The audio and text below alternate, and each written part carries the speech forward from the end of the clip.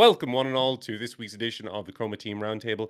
Today I am joined by a handsome, intelligent panel of Chads, none other than Osbra, Victor, and Luke. Thank you very much, gentlemen, for joining us. And as always, we will be talking you through the market, looking through some charts and giving you our takes, hot, cold, lukewarm, and everything in between on the market, particularly over the coming 6-7 days, kind of getting you prepared. It's an interesting time. Obviously, BTC giving a bit of a pullback to kick the month off. We're barely 48 hours into June, and already we're seeing substantial downside. Saylor selling. We're breaking down from this channel that we've been in for several months now. So, I'm curious to hear the team's takes. The monthly close was also awful. But then the shining light among all of this bearishness is that we actually have several altcoins that are really performing well, such as Hyperliquid, LIT, Near also looks fantastic, Zcash looks great, FF has looked great, bit of downside now, but we can talk through all of those in good time. So I'm going to go to Osbra first. Osbra, is this downside surprising to you? Is this something that you were banking on? I know the answer to this already, but for our audience, are you surprised to see BTC pull back as violently as it did now, trading right around the 68K level and coming very, very close to the POC for this entire range? That violently, yes. To see BTC pulling back, I will share my screen and also activate the webcam. The fact it went down was not surprising. The fact it went down that violently was a bit. I did not expect the price to be down 6,000 in like 40 hours, 48 hours or something. However, I will switch to the daily chart. We had the technicals, so that was quite bearish. It's a chart that I started to share as soon as I got back home. So we had this EMA, we had this EMA cross right here, and then ever since we had bearish retest and price rejected quite violently here, and here it's due for another violent nuke, it seems. Now, why I'm not surprised, simply because sorry I've to been interrupt you. I dragging. don't think you're sharing your screen. At least I can't see Oh, it. sorry. Yeah, I'm washed like they said. You did turn on your camera though, Here so we we go. can all admire your hair. Yeah, the goal was to get all the attention on my face. No, I was talking about the technicals. As you can see, guys, the EMA cross that I was mentioning happened right here, and ever since we had a bearish retest here, violent dump, and here, and we are having the violent dump happening right now in front of our eyes.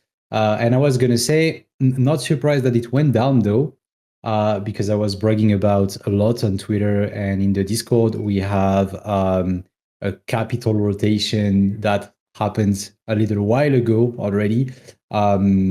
We have like investors, big players, institutionals rotating their capital out of the crypto market towards the stock market, and obviously not all stocks are benefiting from it. It's AI sector, the tech sector, the software as well, maybe even defense. If we look at the Japanese market, for example. So yeah, we also had record high outflows on Bitcoin ETF, right? So that is very telling. People are now exiting the crypto market. They are going to safer bets, like I said, mostly AI related stocks. And I think we have this phenomenon spreading to retail. It's an issue we had for a while, right across the crypto industry. A lot of retail traders saying, crypto is doomed, crypto is fucked. I'm gonna trade FX, I'm gonna trade indices because it's better. So it started with big players, and now it's spreading to like the retail traders. So not a surprise, and I think it's going to continue as long as liquidity is gonna remain tight. And talking about this topic, I don't think we're gonna have a liquidity injection anytime soon. considering the inflation numbers, but we'll leave this topic for later. Yeah, for sure. I want to talk about the macros slightly later, but for now, Luke, talk us through your thoughts on BTC. Has this pullback come as a surprise to you, potentially the momentum in this pullback? And what are your plans going forward into the month of June? I know that you were playing for a bounce potentially in your stream. I was watching briefly, but maybe you were trading NQ instead of BTC, right? Yeah. I mean, I started the month pretty bearish. I think, let me just do a screen share as well. Okay. Just had some mad wicks here on the NASDAQ, which is very weird. I think this is just trading VBUC because I'm not seeing this on my normal screen. So not sure what all that is about. But yeah, Bitcoin, basically, like, for me, I was cautiously neutrally bearish / expecting a tiny bit of a bounce, maybe towards like 79 to 80k when we were in this range, whilst we were still above monthly open back in May. That was the last time that I had any kind of expectation that we may see a bounce, and all that would have been looking for an opportunity to short higher around about the value area high, like between 79 and 80k, because there was a little bit of imbalance there that we could have cleaned up. Once that got lost, and once we got the monthly close, like even over the weekend when price came back down here again, and we created this gap down, it's just then full on like, right, this is not looking healthy at all. The monthly close is really bad. The weekly close is really bad. And I mean, maybe there's a surprise that the speed that this went down. I wasn't expecting necessarily to go down in one go, especially for the fact that like we're at all-time highs again on the NQ and the ES again today. So it's just incredible weakness really. Across the whole market, and we came into like, yeah, to go through this low volume node with speed is pretty normal, I think, but the speed in which we're then continuing today is more abnormal and just is now going into the stage of being like another capitulation. I was thinking that there could have been an opportunity for a little bit of a bounce. Like, I was like, right, okay, there's going to be one opportunity to knife catch here.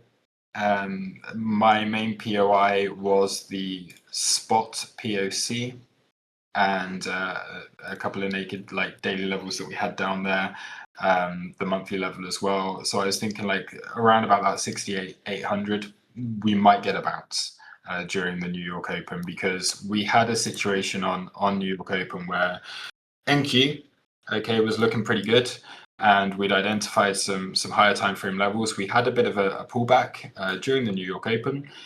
NQ got a really like perfect tap into an area of support that we identified.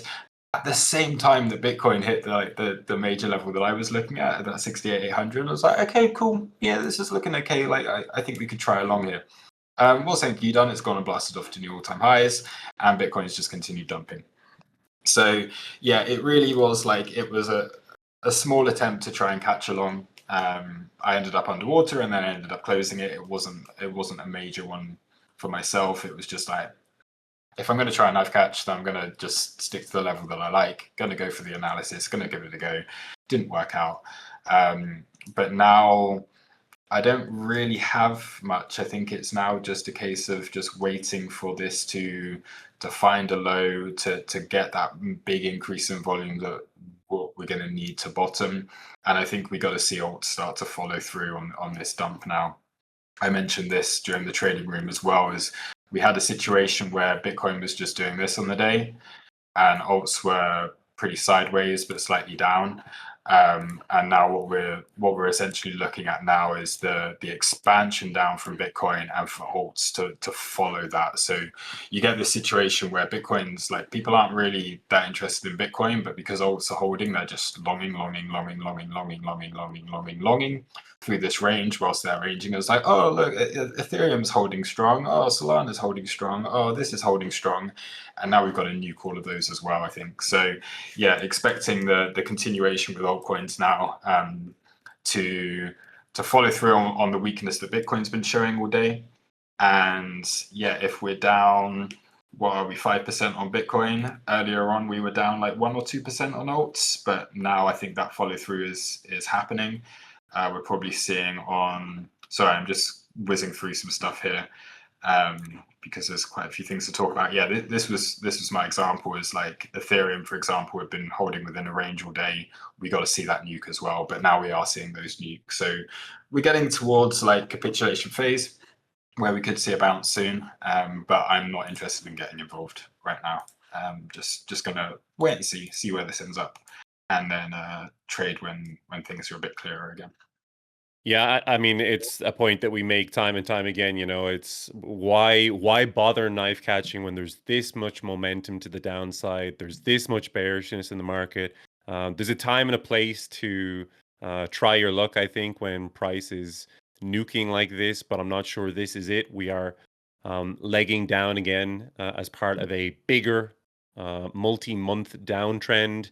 We are rejecting from range high, value area high, and rotating towards POC now at a very quick rate. So yeah, probably not the time you want to be knife catching, trying to stand in front of that moving train, standing in front of all that momentum. That being said, I'm just looking at my own chart here. I do think that we will bounce pretty soon. I mean, nothing in any market moves in a straight line nonstop, except for maybe tech stocks the last few months. But I do think we're gonna see a bounce of this kind of 66, 67K area, which is like the POC for the range as far as I'm concerned. But we will discuss that in a little bit. And I also want to touch on later a point that you just made there about alts following BTC to the downside. That's maybe a topic of conversation for slightly later in the discussion. Victor, I know that you have been vocally bearish over the last few weeks, so this move probably doesn't come as much of a surprise to you. The question I have for you is whether or not we will see an intermediate bottom, let's say this week, let's say over the coming days, or do you think that this thing just keeps going down? I mean, both of us are of the opinion that the yearly low is not in, that we will see lower prices on BTC in 2026. Is this the move that's going to take us there, or do you think we get a bounce and some choppy price action first? That's a really good question. Initially, I'm just going to share my screen a second after Luke closes his. Initially, I was thinking that we will get a bounce because if you look at all the previous, let's say, these higher time frame ranges that we had, we got a bounce after reaching value area low and the POC. So like if you look at this range, we swept the range lows and then we got the bounce, retested the value area low, and then we had the violent nuke. If you look at this range, again, we completed the rotation from value area high, we bounced from value area low, retested the point of control, and then we nuked. So this is why I have this zone marked, because I think it's possible that either we bounce from the POC, we hang around in the range, and then we nuke, or I can also see the possibility that we nuke through the POC, go below value area low, and then we retest the POC from below, and then we nuke, right? So let's say that there are higher chances that we do get an intermediate low this week, and then we chop a little bit, and then we get the final move down. But at the same time, a chart that I've been looking at and showing people is the ATR chart, which measures volatility. And what I noticed from the previous moves is that once volatility picks up, it doesn't really stop. It keeps moving, it keeps moving. Same thing right here. Volatility started rising and it kept moving, right? And now it's starting to rise. I've been saying that this long of a period with ATR going down is not natural for BTC, and I expect volatility to pick up soon. And that's what we're doing right now. We're seeing the biggest moves on the daily chart for BTC in quite some time. And there is a chance that this volatility just keeps rising, keeps continuing, and then we don't even get a bounce. But I think that there is a higher chance that we do get an intermediate bounce and chop before the ultimate move below 60K. But I just wanted to point out that there is a chance that we actually don't, because volatility is kind of like an avalanche. You start liquidating people and you move lower and lower. And just as I was saying that, BTC made a new low, and we can also see that on the lower time frame. Like you do get a bounce, and then you just roll over because you start liquidating people, and everything just moves at a faster pace. Yep, completely agree. Osbra, earlier in the week, we saw that Saylor had sold his first ever amount of BTC, 32 BTC, basically a rounding error for him. As we all know, he owns something like 840,000 BTC, so this isn't a large amount, but it does seem to have spooked the markets. I guess the question for you is, to what degree do you think this current sell-off is due to that? Do you think that any of it is because of that? Maybe a small amount, maybe a large amount? Because obviously this isn't Saylor's not the direct cause of this, but I guess my question is, has the market seen this and maybe they're thinking, okay, this is the prelude to something bigger. Saylor's going to sell more in the future now that he's made his first sale. Or is this just baseless FUD? Was this a nothing burger? Is this sell-off happening for more technical reasons? What's your take on that? First, I think you're right. It's definitely not the cause of the dump.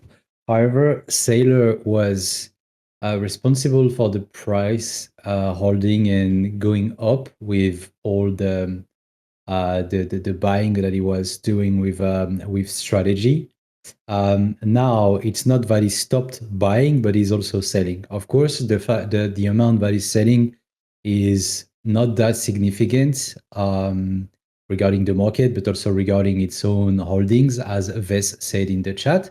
But it's more about the signal. If that one guy that was the biggest holder on Earth is also starting to sell, then that's not a very good signal sent to the market. I just said before, we have a rotation from big players. Saylor is one of them, is a big player. And they started to shift from the crypto market to the legacy market.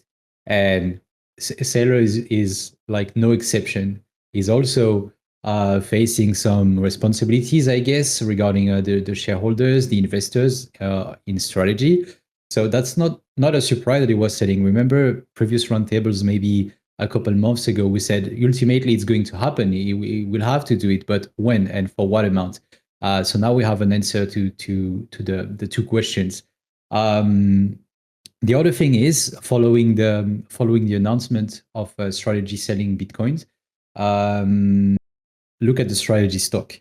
It went down, so it might accelerate things. Not want to be like a doom caller just here, but maybe it will accelerate things, and Saylor might also accelerate the pace of strategy selling. Maybe also increase the amount every time he's selling. So yeah, definitely it's more about the signal that it sends to the market. It confirms a few things.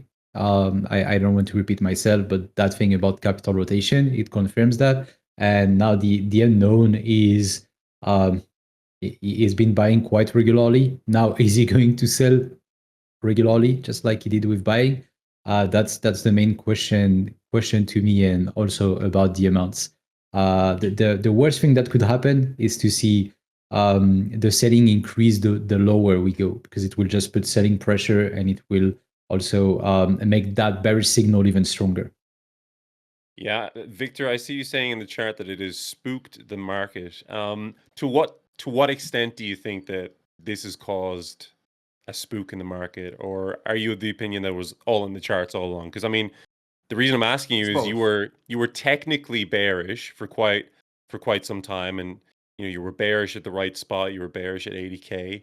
Now we've seen this move down. Was it all in the charts all along? Was Saylor selling maybe the catalyst that was needed to to send us kind of from the low 70s down into now 67K, or sorry, yeah, 67.3. Yeah, you can call it a catalyst, but it's very, very similar to what we experienced on the 10th of October in the entire context, the entire situation, because back then everyone was very bullish. Bulls were comfortable, over leverage longs. And then we only had to see Trump say that he's increasing tariffs on China to cause the biggest dump in crypto history. And people were wondering that, well, that wasn't actually such a bearish event, because we had worse news that didn't send price that low, but it was the context when people were long and then they started getting liquidated and it caused the avalanche. And the same thing happened here. Like, we had 1 month and a half of upside, which caused bulls to be comfortable, people to be in over leveraged longs. And now Saylor selling was the only, let's say, the cherry on top that caused the entire market to run down. And that has caused, like I said, avalanche of liquidations and people panicking, and it just snowballed from there. So it was, I was looking for that GIF, in Ice Age, with that animal that cracks the top of the ice and then it causes everything to break. That was it. That was the announcement that Saylor sold right now. It didn't cause it, but it was, in this context, the catalyst of this move down. Interesting. Yeah. Luke, I want to pull on a string. I want to discuss in a little bit more detail something that you just spoke about, which is alts playing catch up with BTC to the downside, if that makes any sense. So I just shared some charts in the chat there. Hype remarkably strong, only like 6% down from the high, and still trading at like what is it? Like $71, which is just fucking crazy. I mean, considering that 2-3 weeks ago, let's say, it was trading at 38. This thing is almost 2x in the space of just a few weeks. Remarkable strength. LIT hasn't really dumped that hard either. Near is another chart. I'll share that now. Really hasn't had much of a dump. When you say that alts are going to follow BTC to the downside, do you mean every alt, or do you mean the ones that haven't been showing strength? Because I mean, these charts so far seem pretty impervious, particularly hype. Or is it a case that these will follow eventually? It's just a matter of time. Yeah, I mean, I think it's just that the majority of stuff. So it's if we think about the market in general, like hype has been an outlier for the whole cycle. It hasn't really followed anything else. I'm more thinking along the lines of, right, since Bitcoin had been trending down today, Ethereum for the majority of the day have been holding within a range, have been holding above the previous day lows. But that has to be, like, now is really, really unwinding and now has outpaced, now is lower than Bitcoin on the day, despite the fact that just like an hour ago it was still holding above previous day low. That's the kind of like the move that I'm talking about, where Bitcoin's doing this just all day long, and then Ethereum's doing this, and then suddenly we get that nuke afterwards. And it's going to be the same thing on like the likes of Solana. So I'm thinking maybe mainly these, like the ones that tend to move together. You can like add in things like, I don't know, just looking around, like Link, for example, maybe 30 minutes ago, or like, well, whatever it was before New York Open, that was still looking okay. It was still holding above previous day lows at New York Open, and then nukes to follow everything else. The thing with hype is I do actually have like I mean, yeah, these outliers are kind of hard. They trade in their own way. So hype's still looking pretty strong. I think if there's to be a sweep below like $70 or something here on hype, I think that looks pretty good for continued upside. I'm kind of expecting hype to end up around $100 through the rest of this. Like, even during the bear market, I'm kind of expecting hype to go up towards like around $100, and then we're looking at like LIT as well. Just having a very quick look. Yeah, like some of these ones, they look decent. So maybe the best thing to do is like the stuff that's not massively capitulating now, because most of the stuff is now capitulating. Most stuff has followed Bitcoin to the downside already. So if things haven't, then I think that's what we can really start to pay attention to, because when there is a bounce, like lit, in fact, looks fantastic here. I Looks would great, expect yeah. that to, yeah, that looks really good. So if I'm going to look for a long, yeah, it's done everything it needs to do. It's like it's held the VWAP. It's had a correction here. This correction has come down to fill in balance. We've now had a decent retrace, but it's holding above those previous day lows still, despite everything else like really nuking at this stage. That was a So, daily imbalance that it filled when it came down. yeah. So we had the daily and the 4 hour. It did the same on this low here, daily and the 4 hour that got filled. Yeah, I really like the look of lit. I need to see if there's any others like that. But yeah, you see things like this, like lit down 2% on the day. INJ, okay, that's maybe gone a bit too crazy. BNB, even, like, I was looking at this as a possible short the other day, and yeah, that would have played out. But now you're back testing it as maybe some support here, which could be interesting. Like most stuff is down 5 to 10%, but the stuff that isn't lit, like I don't know what else. It looks, yeah, there could be an opportunity there. I don't have much else on my watch list. I'm not going to look through everything, but this is like the main assets I like to trade, and actually, like, that chart looks pretty sick. Like I quite like it. So yeah. Yeah, it really does. Osbert, Victor, are you guys looking at any altcoins at the moment beyond the hyperliquid lighter combo that we've just discussed? Vic, I'm you want to looking go at first? ETH. Not necessarily to long it. Just gonna share my screen in a second. The thing is, and I made this point in crypto chat last night when Perdo said that some alts could be a good play around here. Of course, you gotta play them with a BTC strength, so everything is conditional on BTC getting a bounce.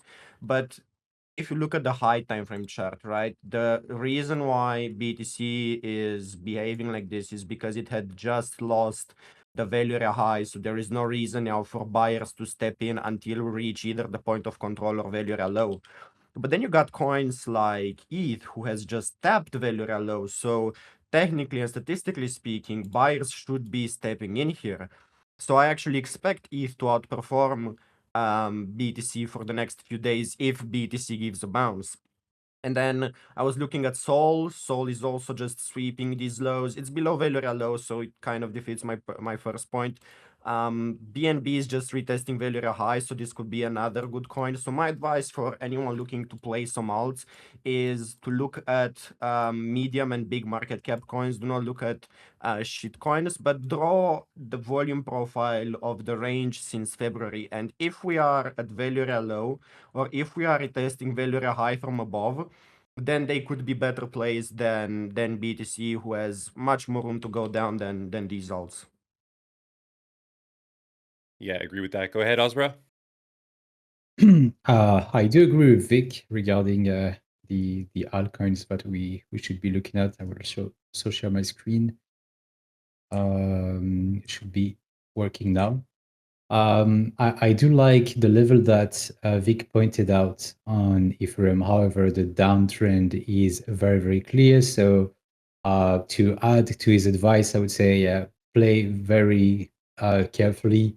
Don't forget the fundamentals of risk management, because, for example, yesterday it was looking relatively strong compared to BTC, and still as BTC went down, it dragged everything down, and boom, it was no exception.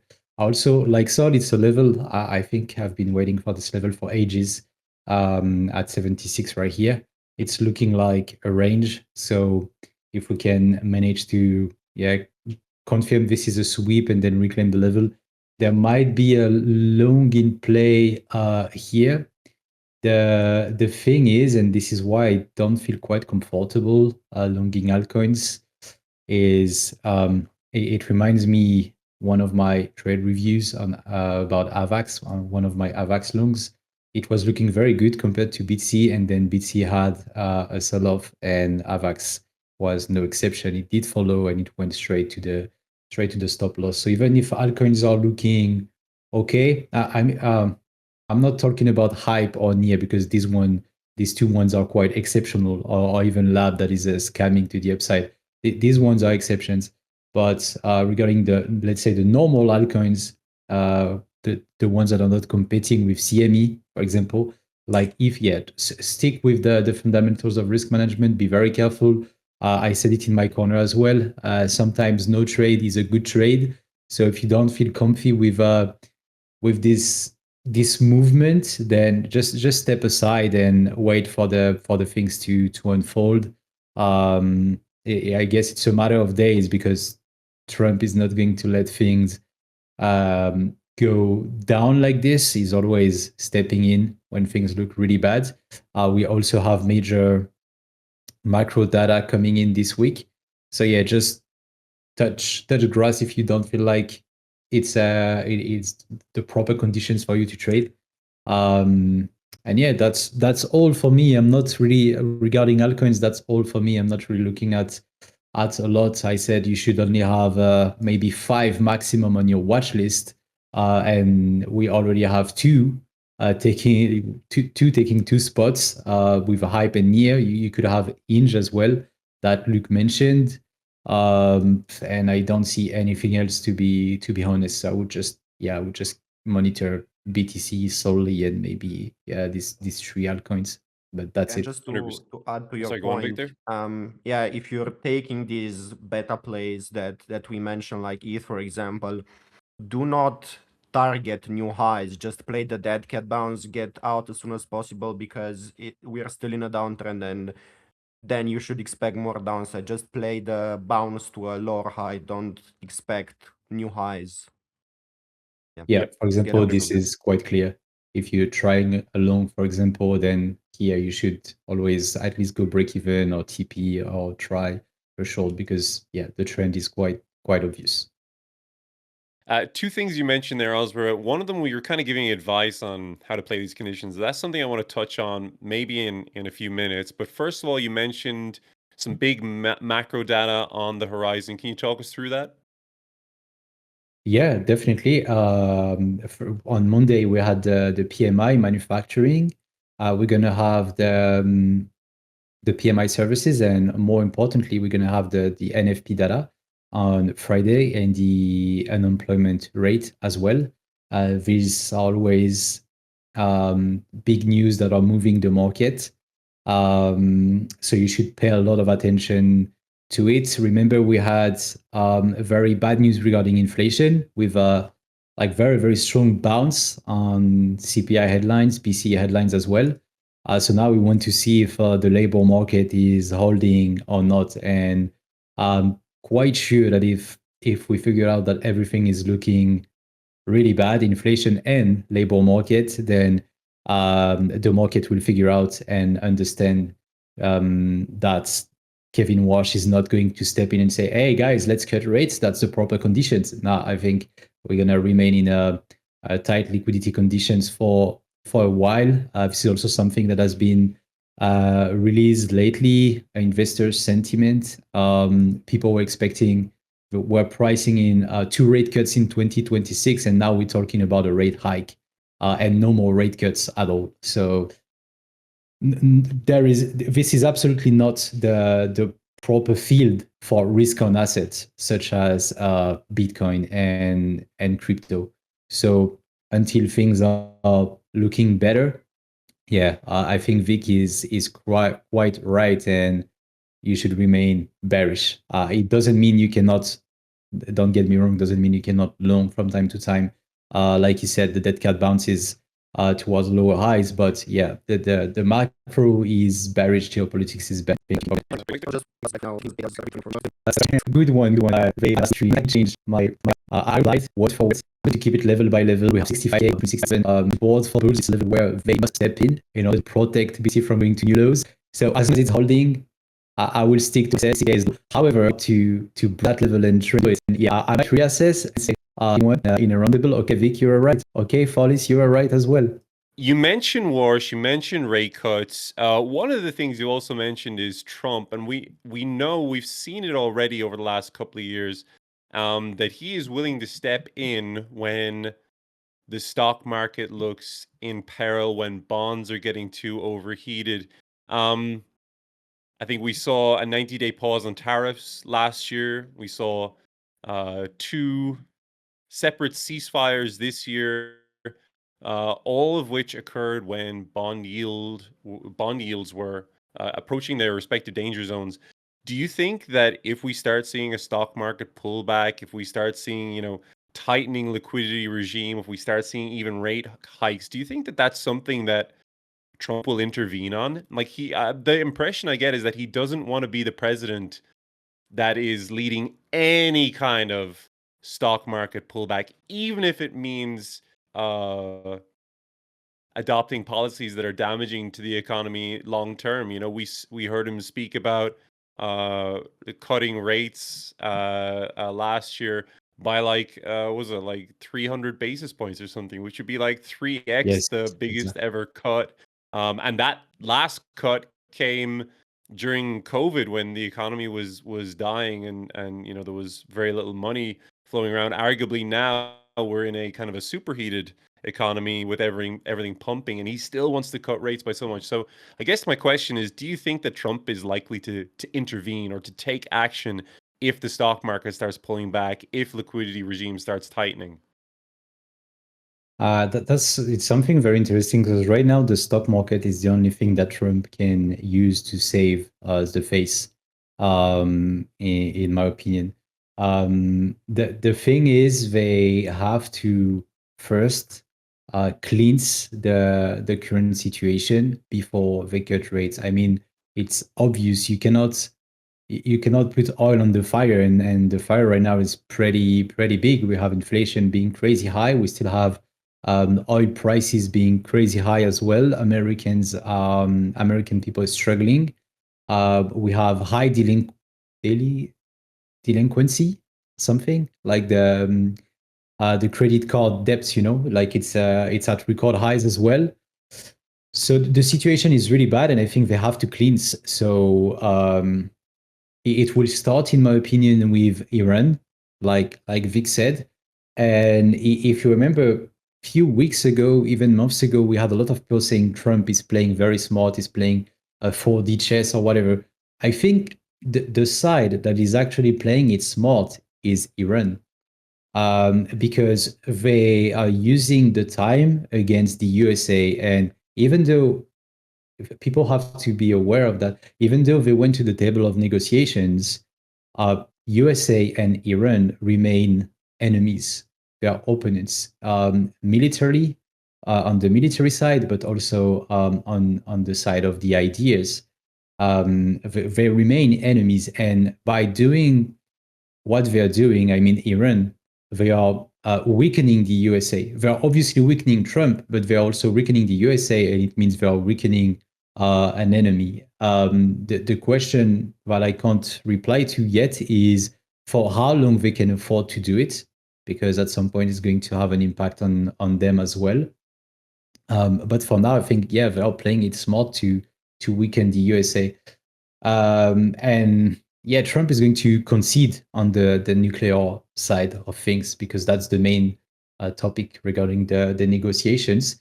And I'm insisting on the conflict because I think it will start there. Like, as long as they don't stop with this conflict, the situation is not going to get any better regarding inflation, regarding oil.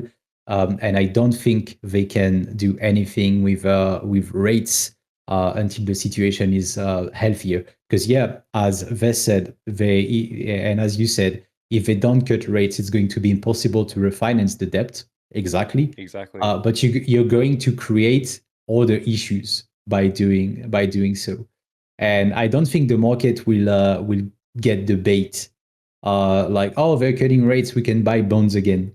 I don't think it's something the market will fall for. So, yeah, first, it just my opinion, but first, they have to solve the situation with Iran, so they can solve the situation regarding the inflation, regarding oil prices, and then we can talk again about rate cuts. But for now, it's impossible. They can do it. They can still do it. But I will join what Powell said a few days ago.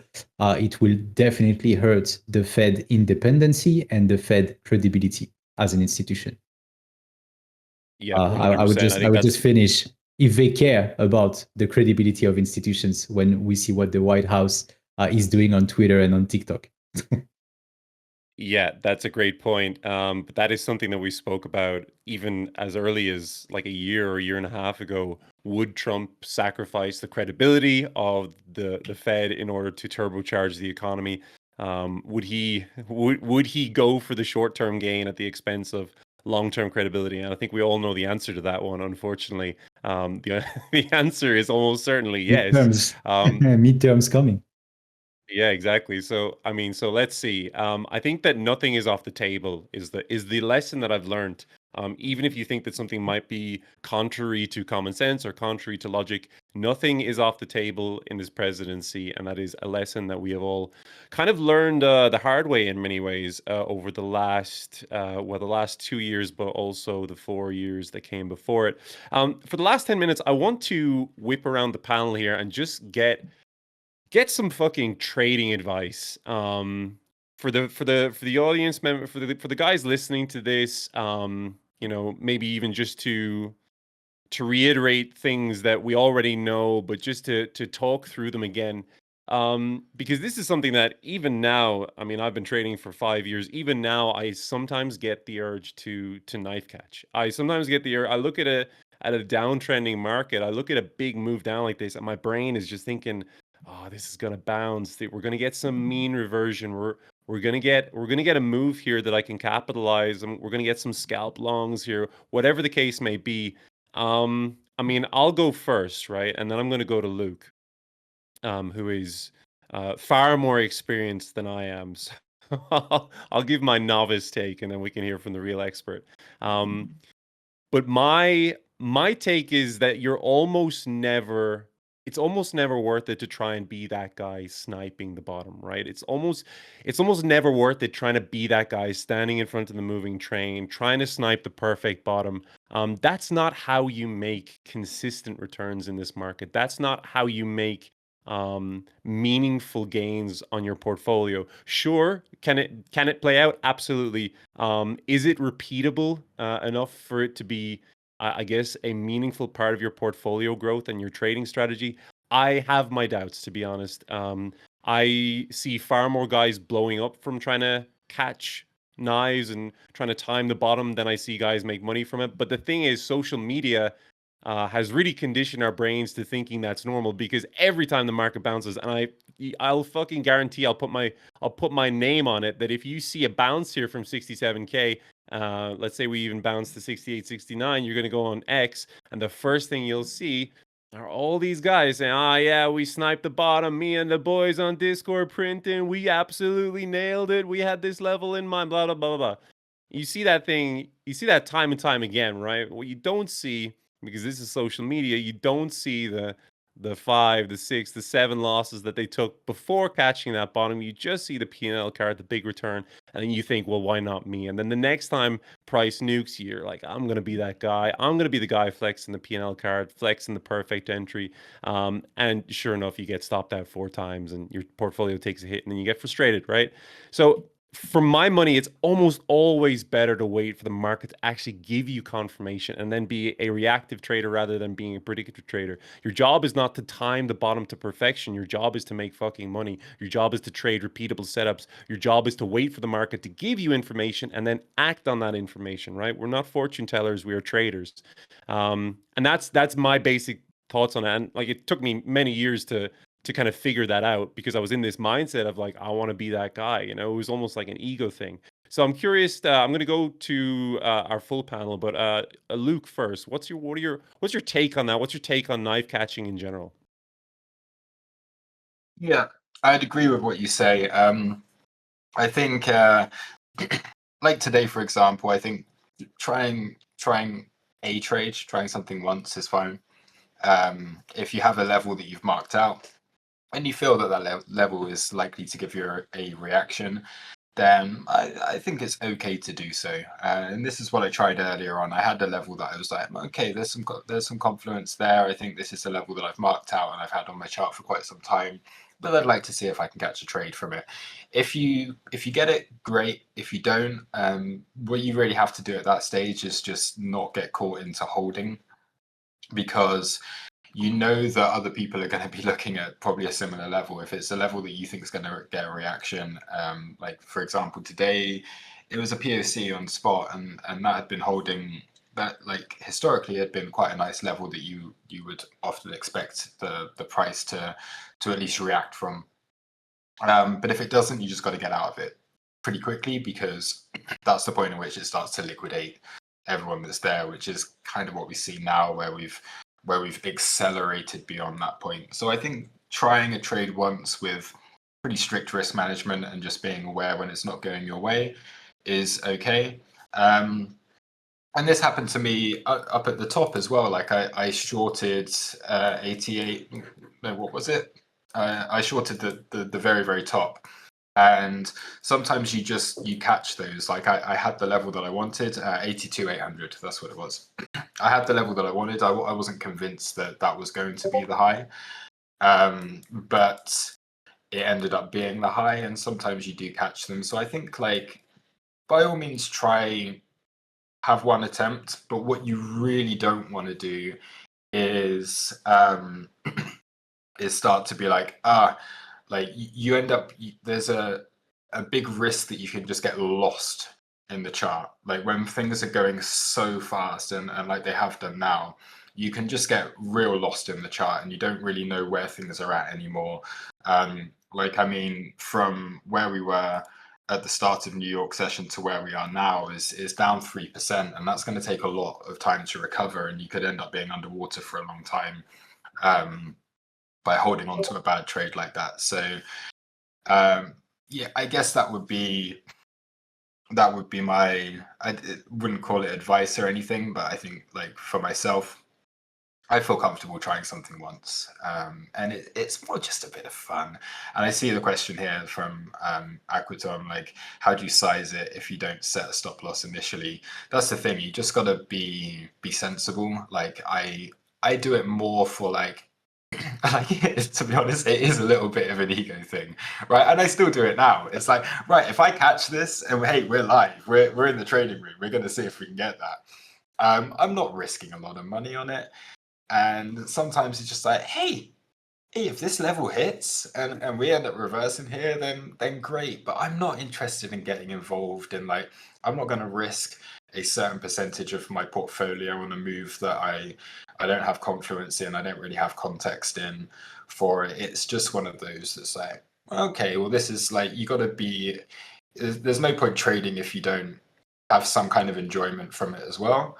And these kind of trades are the ones that if you catch them, you feel great. And if they don't work out, you're like, all right, well, never mind. Like, no harm done, really. And that's the really important thing, is just be very strict on your risk and don't go with big size on these things. And certainly don't hold a trade that's not working out, hoping that it's going to reverse.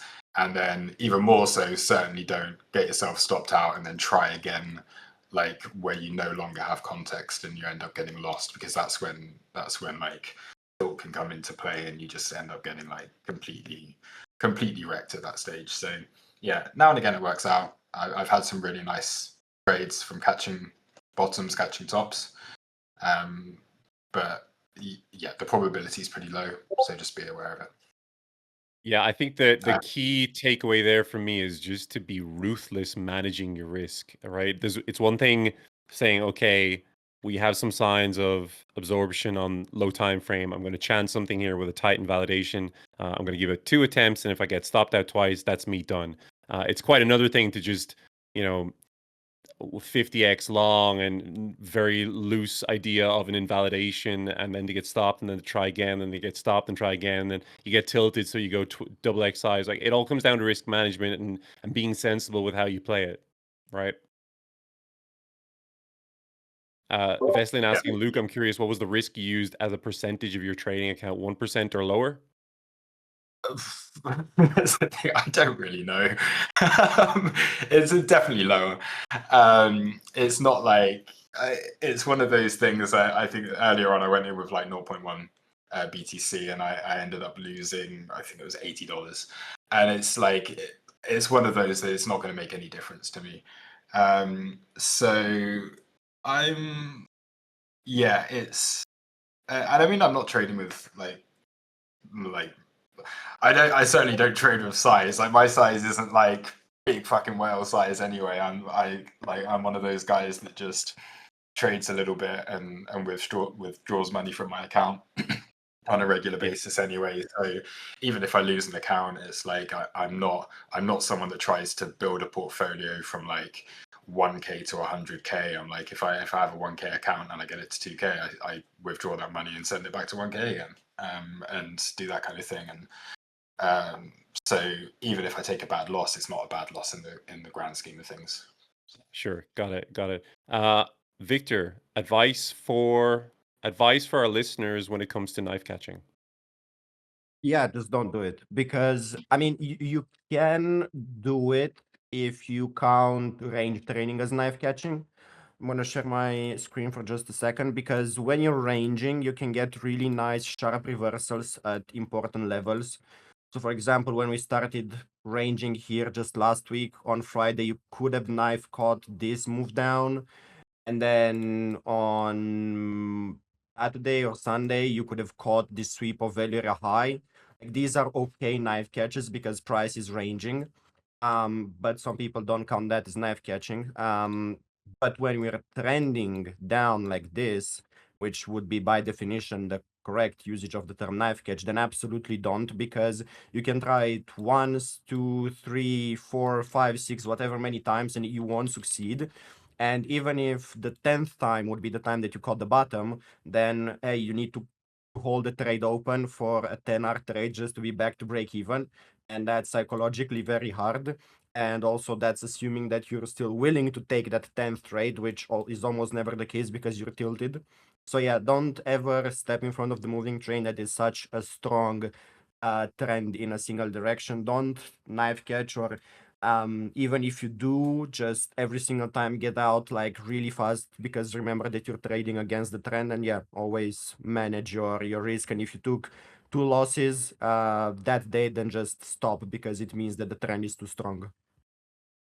Yep, I like that advice. Osbert, take us home. Advice for knife catching. Yeah, I joined the panel on this one, and I will side with Vic. Just don't do it.